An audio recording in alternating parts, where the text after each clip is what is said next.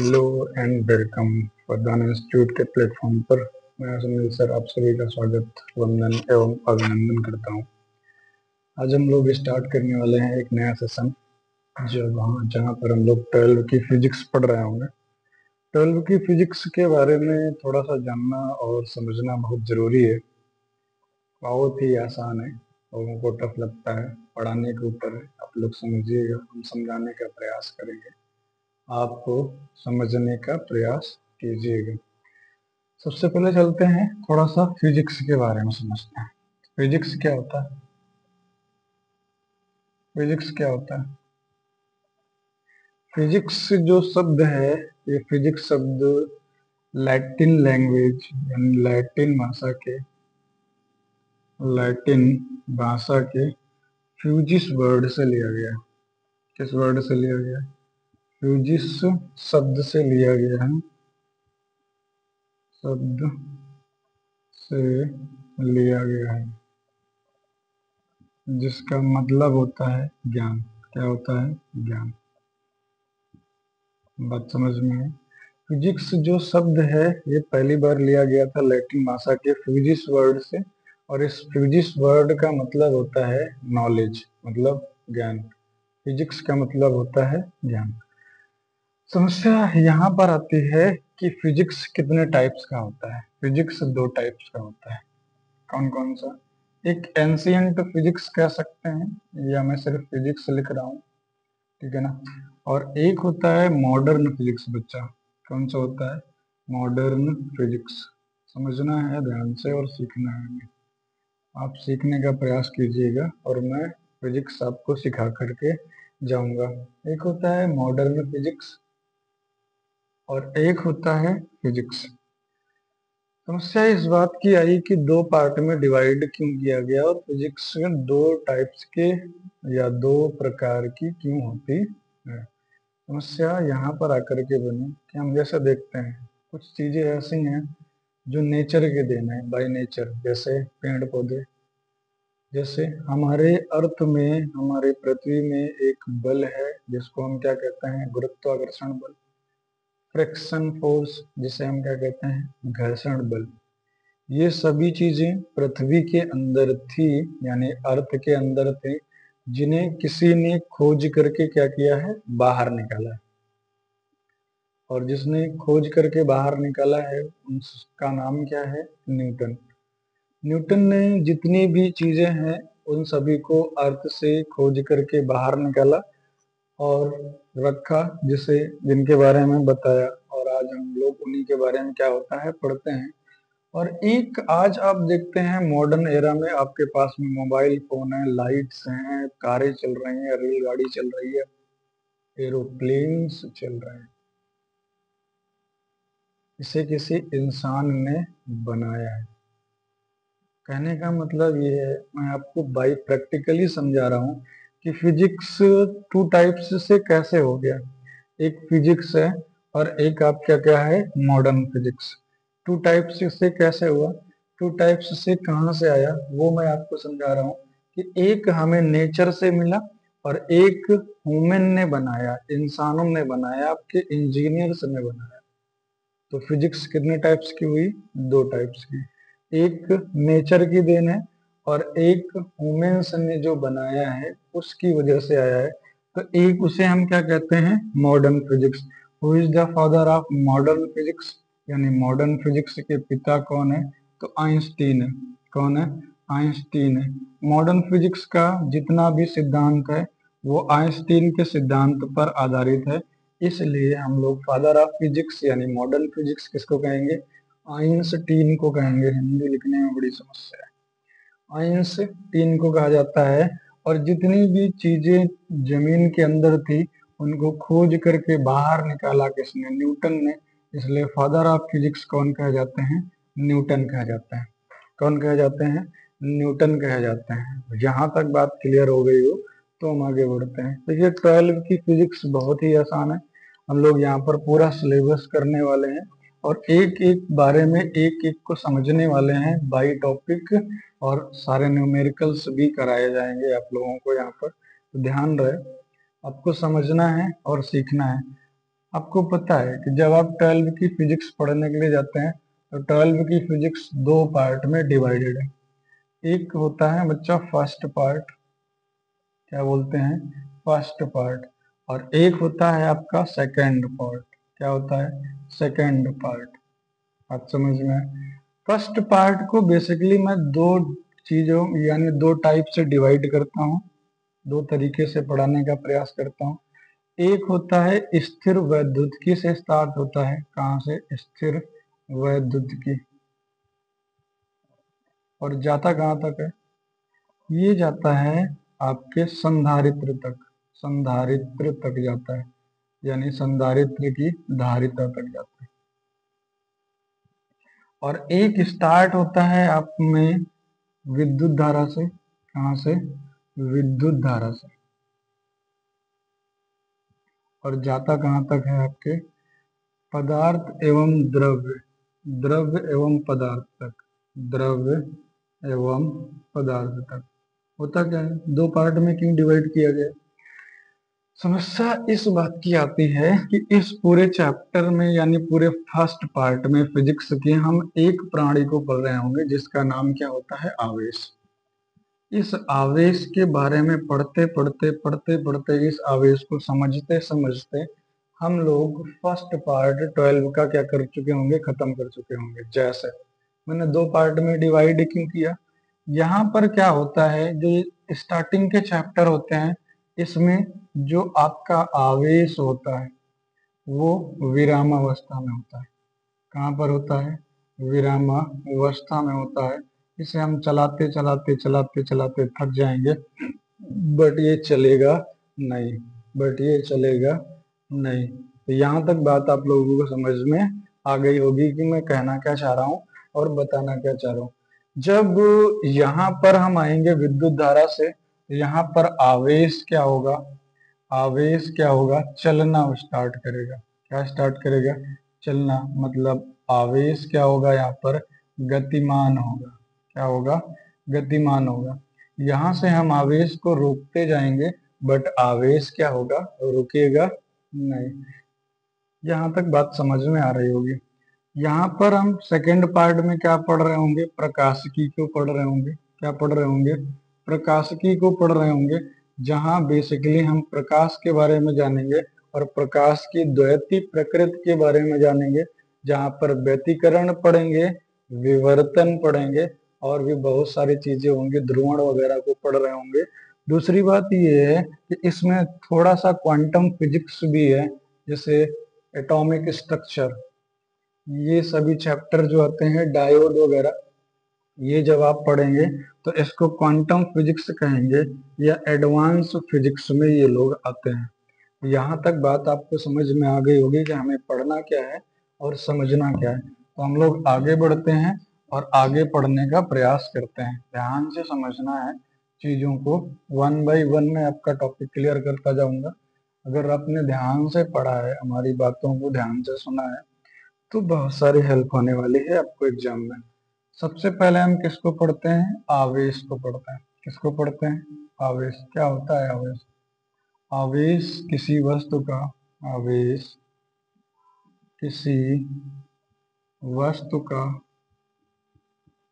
मूलभूत गुणधर्म होता है।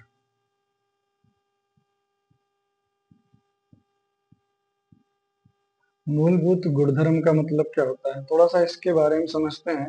मूलभूत गुणधर्म का मतलब क्या होता है, इसके बारे में समझते हैं, फिर हम लोग आगे बढ़ेंगे। थोड़ा सा इसके बारे में और कुछ बताना है मेरे को, बट मैं वो बाद में बताऊंगा। आवेश किसी वस्तु का क्या होता है, मूलभूत गुणधर्म होता है। मूलभूत गुणधर्म का मतलब आपका एक नाम है, यानी नेम है। नेम के आगे आपका एक सरनेम लगा हुआ है। क्या लगा हुआ है, सरनेम, जो आपके कास्ट के बारे में डिफाइन कर रहा है, आपके जाति के बारे में बता रहा है। वैसे ही आवेश होता है। एक बहुत ही प्यारा सा प्राणी है, Na ले रहा हूं, और एक बहुत ही प्यारा सा प्राणी है Cl। Cl के पास में नंबर ऑफ इलेक्ट्रॉन 17 होते हैं। Na के पास में नंबर ऑफ इलेक्ट्रॉन कितने होते हैं, 11 होते हैं। इलेक्ट्रॉनिक कॉन्फ़िगरेशन करेंगे बच्चा, जैसे हिंदी में बोलते हैं इलेक्ट्रॉनिक विन्यास, पहली क्लास में 2 इलेक्ट्रॉन, दूसरे में 8, तीसरे में बच गया 1। यहाँ पर नंबर ऑफ इलेक्ट्रॉन 17 यानी 2 8 कितना आएगा 7। समस्या क्या है, यहाँ से हमें आगे बढ़ना है और ध्यान से सुनना है। आपने आवर्त सारणी पढ़ा, बड़ा इंटरेस्टिंग सा टॉपिक है, समझाया जाएगा जब केमिस्ट्री पढ़ाया जाएगा। आवर्त सारणी में आपको पता है कि आपका जन्म हुआ है, तो जन्म हुआ है तो आपको रहने के लिए एक घर है, उस घर में रहने के लिए कुछ शर्तें हैं। शर्तें क्या हैं? आधार कार्ड में आपके वही माता पिता का नाम लिखा हो जहाँ पे आप रह रहे हैं, आधार कार्ड हो, आपके माता पिता आपको पहचानते हो। वैसे ही यहाँ पर है, आवर्त सारणी में जितने भी एलिमेंट हैं 118, उन सभी को रहने के लिए आवर्त सारणी में जगह दिया गया है। लेकिन उसकी शर्त पहली ये है, बाह्य क्लास यानी एक्सटर्नल क्लास में या तो 0 इलेक्ट्रॉन होना चाहिए या फिर 8 इलेक्ट्रॉन होना चाहिए। इसके एक्सटर्नल क्लास में कितना इलेक्ट्रॉन है 1, और इसके एक्सटर्नल क्लास में कितना इलेक्ट्रॉन है 7। क्या इन सभी को आवर्त सारणी में जगह मिलेगी या मिलनी चाहिए? नहीं, ये इस कंडीशन को सेटिस्फाई नहीं कर रहे हैं। जब तक इस कंडीशन को सेटिस्फाई करेंगे तब तक इन्हें जब तक इन्हें या जब ये आवर्त सारणी के इस कंडीशन को सेटिस्फाई नहीं कर लेंगे तब तक इन्हें आवर्त सारणी में जगह नहीं मिलने वाली है। तो ये क्या करेगा, ये ना चाहते हुए भी अपने इस इलेक्ट्रॉन को डोनेट करता है, मतलब दान देता है। दान देने के बाद में यहाँ पर क्या बनाता है, 0 बनाता है। क्यों? ये 0 के ज्यादा नजदीक था और इसे 0 बनाना ज्यादा आसान था, इसलिए इसने एक इलेक्ट्रॉन को दान में दिया और यहाँ पे क्या बनाया 0।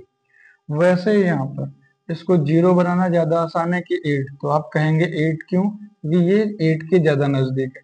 तो ये एक इलेक्ट्रॉन को ग्रहण करता है, किसी से भीख मांग के लेकर के आता है, एक्सेप्ट करता है मतलब ग्रहण करता है, और ये अपना क्या करता है, अष्टक पूरा करता है, और ये भी अपना वैलेंसी यानी अष्टक को कंप्लीट करता है, और इसे आवर्त सारणी में क्या मिल गई, जगह मिल गई।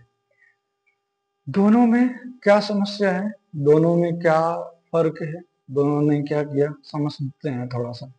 इसने अपने एक इलेक्ट्रॉन का दान किया है। यार कुछ ना कुछ तो फायदा होना चाहिए ना, कुछ ना कुछ तो होगा ना, ऐसा कैसे चल जाएगा काम। तो इसके ऊपर क्या आता है, एक प्लस चार्ज, और ये एक इलेक्ट्रॉन को ग्रहण करता है, तो इसके ऊपर क्या आता है, माइनस। क्या आता है, माइनस। इसी को हम क्या कहते हैं, आवेश। क्या कहते हैं, आवेश कहते हैं। तो यहाँ तक क्लियर हो गया होगा कि आवेश क्या होता है, वो आपने समझ लिया, वो आपने क्या कर लिया, जान लिया। क्लियर हो गया, आगे बढ़ते हैं यहीं से। अब थोड़ा सा आवेश के बारे में और लिखते हैं कि आवेश क्या होता है। तो आवेश के द्वारा या आवेश के द्वारा हम विद्युत क्षेत्र तथा चुंबकीय क्षेत्र को फील यानी महसूस कर पाते हैं।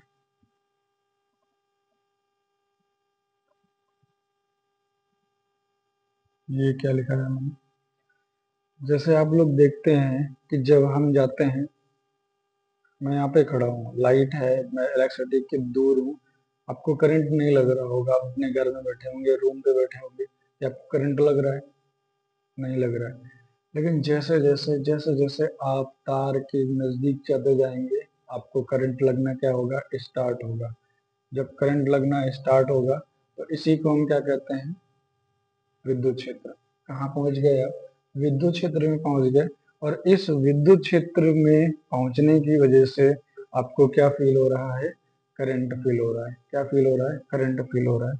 तो विद्युत के द्वारा यानी आवेश के द्वारा आप विद्युत क्षेत्र तथा चुंबकीय क्षेत्र को क्या कर पाते हैं, महसूस कर पाते हैं। आगे बढ़ते हैं, थोड़ा सा मिटाना पड़ेगा।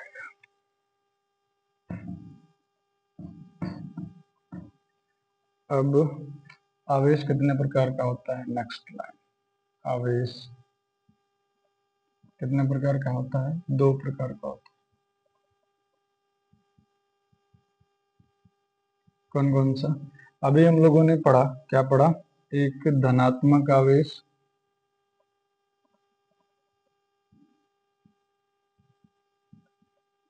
और एक क्या पढ़ा? ऋणात्मक आवेश। क्या पढ़ा? ऋणात्मक आवेश। आवेश कितने प्रकार का होता है बच्चों? आवेश 2 प्रकार का होता है, एक पॉजिटिव चार्ज मतलब धनात्मक आवेश और एक नेगेटिव चार्ज मतलब ऋणात्मक आवेश। अब क्या होता है, आगे बढ़ते हैं। आपको पता है कि जब प्लस और प्लस को टकराएंगे तो क्या होगा? ब्लास्ट होगा। जब माइनस और माइनस टकराएगा तो क्या होगा? ब्लास्ट होगा। यहाँ पर जब प्लस और माइनस टकराएगा तो क्या होगा? आपको पता है कि एक प्लस चार्ज होता है, एक माइनस चार्ज होता है। प्लस और माइनस जब ही टकराता है जब क्या होता है? इलेक्ट्रिसिटी फ्लो होती है, मतलब विद्युत धारा आगे बढ़ती है। तो वैसे यहाँ पर ये दोनों क्या है? सजातीय आवेश। क्या है? सजातीय आवेश। और ये दोनों क्या है? विजातीय आवेश। बात समझ में है? तो सजातीय में ये दोनों टकराएंगे तो क्या होगा? ब्लास्ट। क्या होगा? ब्लास्ट होगा। इसलिए कह रहा हूं यहाँ पर, यह हम कह सकते हैं समान प्रकार के आवेशों के मध्य क्या होता है? प्रतिकर्षण होता है। क्या होता है? प्रतिकर्षण होता है, एक दूसरे से दूर भागते हैं।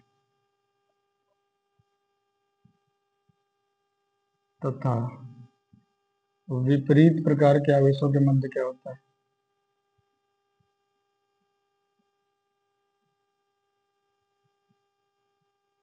आवेशों के मध्य आकर्षण होता है। क्या होता है? आकर्षण होता। बात क्लियर हो गई? कोई डाउट नहीं है? No doubt. आगे बढ़ते हैं। प्लस और प्लस टर्मिनल को टकराएंगे। आपने देखा है कि चुंबक आपने बचपन में चलाया होगा। कैसे? आपको पता है कि जब ये दंड आवेश और दंड चुंबक है, एक नॉर्थ है एक साउथ है। एक इधर मैं बता रहा हूँ, इसका भी साउथ है और इधर ये नॉर्थ। जब आप इसको इसके नजदीक लेके जाएंगे तो दोनों क्या होंगे? एक दूसरे से दूर भागेंगे। क्यों? क्योंकि यहाँ पर इसका भी ध्रुव साउथ है और इसका भी ध्रुव क्या है? साउथ है। साउथ से साउथ टकराएगा तो मिलने का प्रयास नहीं करेगा। कट्टर दुश्मन होते हैं, वो एक दूसरे से क्या होगा? दूर भागेंगे। इसी को हम क्या कहते हैं? समान प्रकार के आवेश। वही मैंने बताया, समान प्रकार के आवेशों के मध्य क्या होता है? क्या होता है? प्रतिकर्षण होता है। तथा विपरीत प्रकार के आवेशों के मध्य क्या होता है? आकर्षण होता है। क्या होता है? आकर्षण होता है। यहाँ तक बात क्लियर हो गई? नो डाउट क्लियर हो गया। आगे बढ़ते हैं। आगे क्या पढ़ाना है? आगे एक बड़ा ही इंटरेस्टिंग सा टॉपिक है। क्या है? आवेश की संकल्पना। हेडिंग लगाएंगे, आवेश की संकल्पना। हेडिंग क्या लगाना है? आवेश की संकल्पना।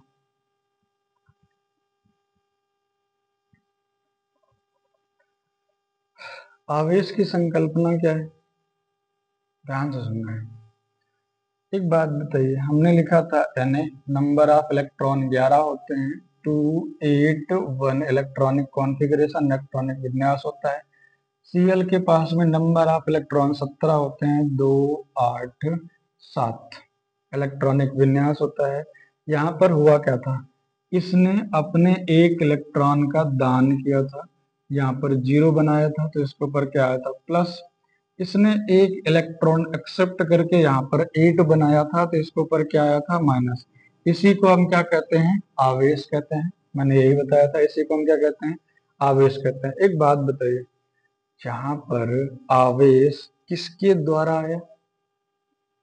तो इलेक्ट्रॉन का मैंने क्या किया? दान किया। या इलेक्ट्रॉन को हम लोगों ने क्या किया? ग्रहण किया। क्या किया? ग्रहण किया। इलेक्ट्रॉन को दान किया तो प्लस चार्ज और इलेक्ट्रॉन को ग्रहण किया तो माइनस चार्ज। क्या आया? Minus charge. मतलब आवेश की संकल्पना किसके माध्यम से दी जाती है? आवेश की संकल्पना इलेक्ट्रॉन के माध्यम से दी जाती है। किसके माध्यम से दी जाती है?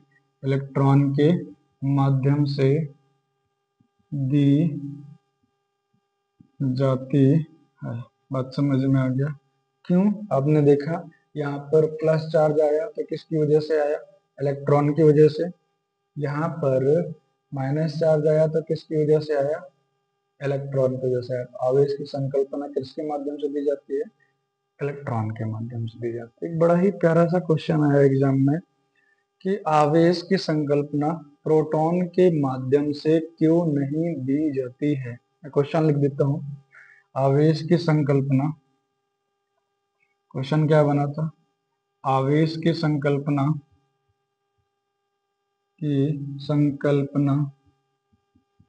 प्रोटॉन के माध्यम से क्यों नहीं दी जाती है? क्या बना? आवेश की संकल्पना प्रोटॉन के माध्यम से क्यों नहीं दी जाती? थोड़ा सा इस क्वेश्चन को छेड़ते हैं, थोड़ा सा इस क्वेश्चन के बारे में समझते हैं। क्या समझना है? एक बात बताइए, आपने 11 की केमिस्ट्री में परमाणु पढ़ा। आपको पता है परमाणु का नाभिक होता है, नाभिक के अंदर प्रोटॉन होता है और न्यूट्रॉन होता है। प्रोटॉन के पास पॉजिटिव चार्ज होता है, न्यूट्रॉन हमारा क्या होता है? न्यूट्रल होता है। पहली क्लास में 2 इलेक्ट्रॉन होते हैं, दूसरी क्लास में कितने इलेक्ट्रॉन होते हैं? 8। कितने इलेक्ट्रॉन होते हैं? 8। कितने होते हैं भैया? 8। बात समझ में आ गया? क्लियर हो गया? मैं सोडियम का परमाणु बना रहा हूँ। किसका है? Na का। नंबर ऑफ इलेक्ट्रॉन 11 होते हैं। एक ये क्लास होगा, यहाँ पर एक एक इलेक्ट्रॉन होगा। एक बात बताइए, जो ये इलेक्ट्रॉन है सतह पर रह रहे हैं इलेक्ट्रॉन, क्या ये अपनी मर्जी से रहते हैं सतह पर या किसी के जोर दबाव में रहते हैं? क्या आप लोग बता सकते हैं? जितने भी इलेक्ट्रॉन होते हैं उतने ही क्या होते हैं? प्रोटॉन। नंबर ऑफ इलेक्ट्रॉन 11 है सोडियम के पास में, तो नंबर ऑफ प्रोटॉन भी कितने होंगे? 11 होंगे। एक बात बताइए, क्या ये इलेक्ट्रॉन अपनी मर्जी से बाहर रहते हैं, सरफेस पर रहते हैं, या किसी के जोर दबाव में रहते हैं? जल्दी बताइए। एक बात बताएं, इलेक्ट्रॉन इतना लुक्खा प्राणी है ना, इलेक्ट्रॉन इतना आरामखोर इंसान है कि किसी को भी देखता है तो उसके पीछे लग जाता है, दौड़ने लगता है, भागने लगता है। जिधर वो जाता है उधर ही को इलेक्ट्रॉन आपका जाएगा। तो कहने का मतलब ये है, इलेक्ट्रॉन यहाँ पर अपनी मर्जी से नहीं रहता है, इलेक्ट्रॉन को पकड़ के रखता है। कौन पकड़ के रखता है? प्रोटॉन पकड़ के रखता है। पूछ जाए किस बल से पकड़ के रखता है, तो नाभिकीय बल से। किस बल से पकड़ के रखता है? नाभिकीय बल से। हमारा क्वेश्चन था, थोड़ा सा मैं आगे चला गया, आवेश की संकल्पना प्रोटॉन के माध्यम से क्यों नहीं ली जाती? ये हमारा क्वेश्चन है। देखिए, जो आपका प्रोटॉन है, प्रोटॉन किसके अंदर रहता है? नाभिक के अंदर रहता है। प्रोटॉन किसके अंदर रहता है? नाभिक के अंदर रहता है। नाभिक के अंदर किस बल से जकड़ा हुआ रहता है? नाभिकीय बल से। किस बल से जकड़ा हुआ रहता है?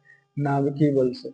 नाभिकीय बल दुनिया का सबसे बड़ा या सबसे प्रबल बल होता है, पावरफुल फोर्स होता है। इससे प्रबल बल दुनिया में आज तक बना ही नहीं है। अब बताइए मित्रों कि इस प्रोटॉन का नाभिकीय बल से जो नाभिक के अंदर जकड़ा हुआ है, क्या यह प्रोटॉन इस नाभिक से यानी इस नाभिक से बाहर आ सकता है? तो आंसर होगा नहीं। क्यों?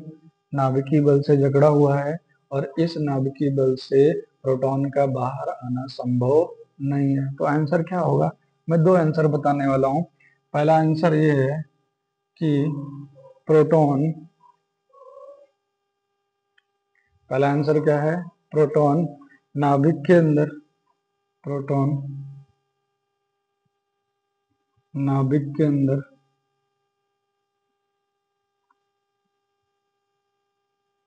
के अंदर नाभिकीय बल से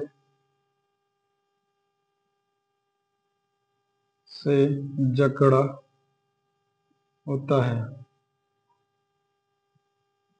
इसलिए एक प्रोटॉन का नाभिक से बाहर आना संभव नहीं है। इसलिए आवेश की संकल्पना प्रोटॉन के माध्यम से नहीं दी जाती। पहला आंसर हो गया। दूसरा आंसर मैं इधर लिख रहा हूं, दिख रहा होगा। आंसर नंबर 2 क्या होता है? Answer number 2। एक बात बताओ दोस्तों, यहाँ पर जो प्रोटॉन है, प्रोटॉन नाभिकीय बल से जकड़ा हुआ होता है, इसलिए बाहर नाभिक के नहीं आ पाता है। पहला आंसर ये था। दूसरा आंसर क्या हो सकता है बताएंगे? दूसरा आंसर ये है कि जो प्रोटॉन है ना, यह मास ऑफ प्रोटॉन वो 1837 टाइम्स या गुना भारी होता है किसके? इलेक्ट्रॉन के द्रव्यमान के। इलेक्ट्रॉन इतना भारी कण होता है किससे? प्रोटॉन से। इसलिए भी आवेश की संकल्पना इलेक्ट्रॉन के माध्यम से नहीं दी जाती है। क्यों नहीं दी जाती? क्योंकि एक प्रोटॉन का द्रव्यमान इलेक्ट्रॉन के द्रव्यमान का 1837 गुना होता है। इसलिए आवेश की संकल्पना प्रोटॉन के माध्यम से नहीं दी जाती है। बात समझ में आ गया? लिख लेते हैं अगर जो लिखना है तो। प्रोटॉन का द्रव्यमान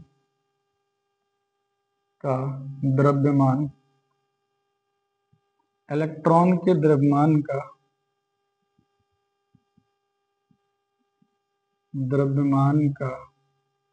1837 गुना होता है।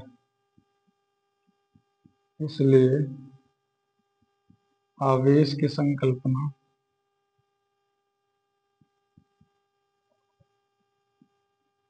प्रोटॉन के माध्यम से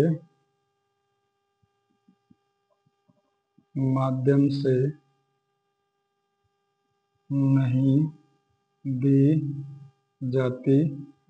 बात क्लियर हो गया? क्लियर हो गया। आज के लिए यहीं तक, आगे कल। धन्यवाद।